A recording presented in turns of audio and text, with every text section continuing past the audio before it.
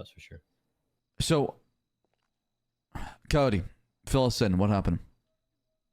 Well, the first thing that happened is I showing up and there's a helicopter. I try to position the car so you guys can see through the dash cam. And he was dressed like a ninja, like ninjutsu, pinche uchiha. Ninja? I can only see his eyes. And he say, No, she helps leave out. all your equipment in the car, in the trunk of your car. And I'm thinking, okay. And then what if fucking someone take the stuff out of the car? And then I said, no, I'm not going to do that. He said, you can put it in the helicopter then. I said, look, I have my equipment on me. I'm not going to use it. I just want to chat. So he said, whatever, just get in the chopper. And we moved the chopper to the top of Mace Bank. I put my hands up. I said, you could search me for wires. He did that and he was satisfied. And then we started chatting and I let him know that when the first few days I came, they told me he was the best officer. I told him that Nakoda told me he was his best friend. And then I asked him if he was an officer, what would he do about Aziz's case? Because that's what I want to talk about. Would he give up or keep pursuing? But he was like talking to a wall. This fucker, I can see why. Or rather, I can sense how experienced he is. It's like talking to a statue. I could not get anything out of him. I asked if he was Aziz's friend. He just said, yeah, but it wasn't anything. Saying, get well soon. You got this, okay? Get cash. I let him know that other officers have told me that he was a great pilot. In the day that Aziz went out the plane, there had to be at least one person flying and one person pushing Aziz out.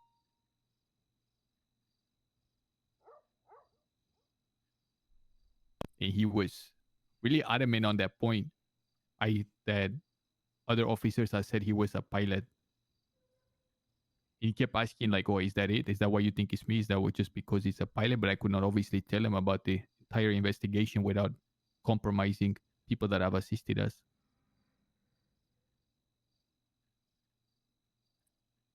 I brought up the time that Aziz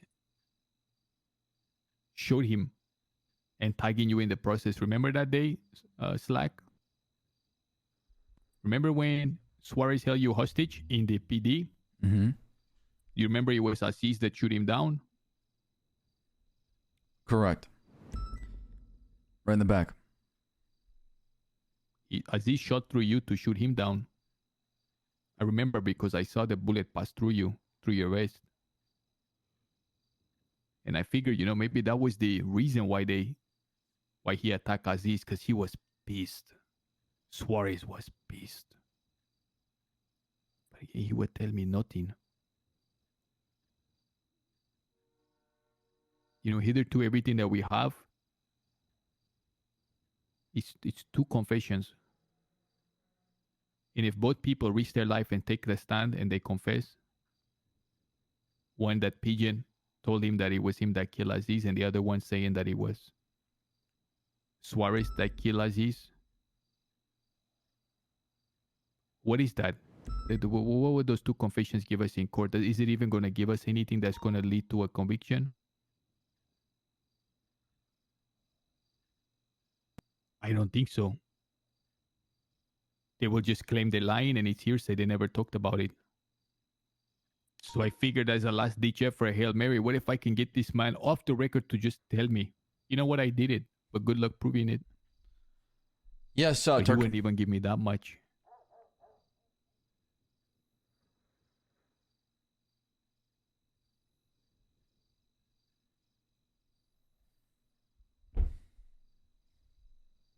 I shared the information with York and Barrick. Do you feel like you made progress at all? I don't know. If anything, it's casting more doubt into me now about the whole thing. I mean, this guy's not going to give you an inch. He's not going to even advance, especially when it comes to facing the death of a government employee who has to be, the people he used to ride with all the time. And this guy used to know how to investigate. He launched multiple PD dossiers. If you look in the past for the MDT, He's not gonna fall for those tricks. He's the kind of man where you have to have him dead to rights, or else he's not gonna confess. I felt outclassed 100%. I'm not gonna lie. Nico, get down. Hey, baby girl.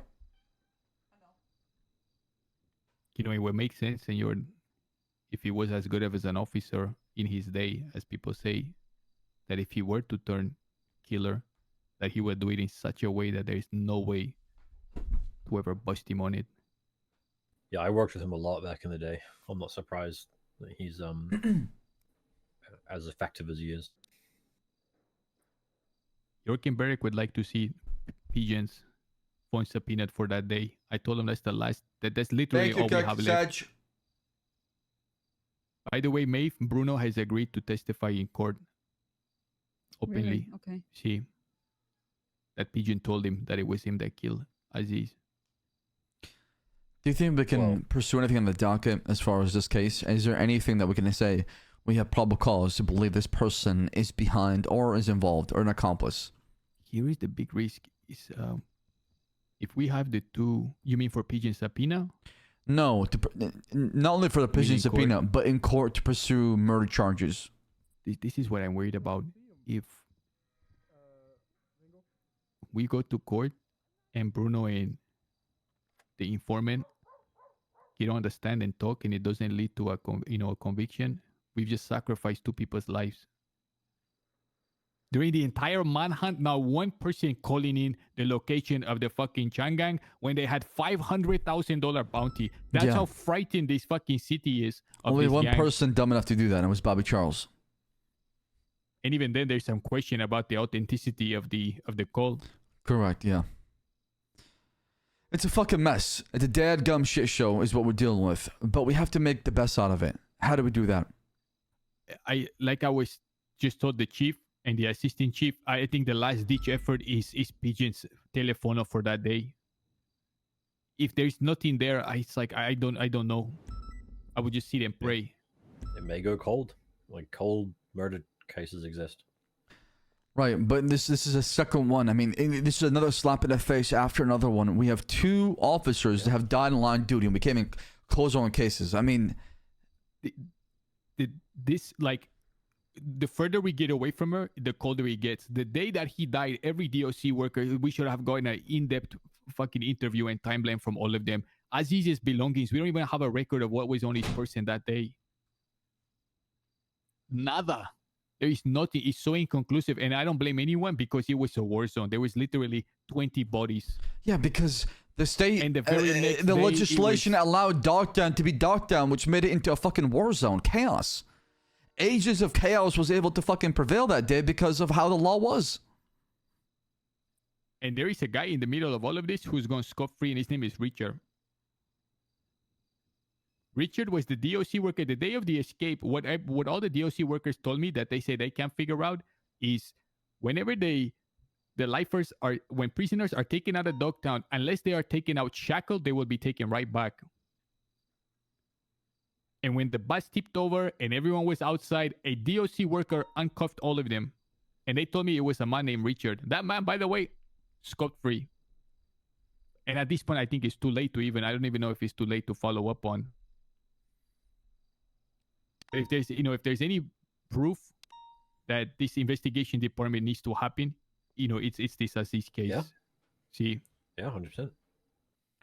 Because in the event that something else happens in the future like this, there will be a department that can go and tie we up can't the drop loose them. end. Exactly, we can't drop the ball. This can never happen again. If there's any big case, anything that involves either homicide, to this degree, or terrorism, we have to jump on that case and make sure that A, B, and C are done right away.